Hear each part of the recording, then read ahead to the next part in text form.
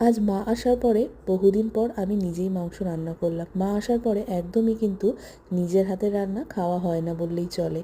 আগে বরাবরই আমাদের বাড়িতে যতবারই মাংস রান্না হতো আমিই করতাম।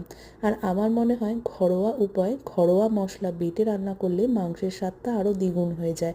আজকাল বাজারে এত রকমের মশলা পাওয়া যায়, আমরা প্রায়শই কিন্তু সেই মশলাগুলো রান্নায় ব্যবহার করে থাকি।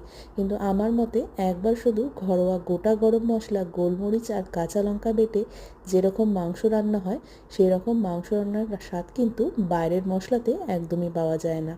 আমিও বরাবরই এরকম করেই মাংস করি।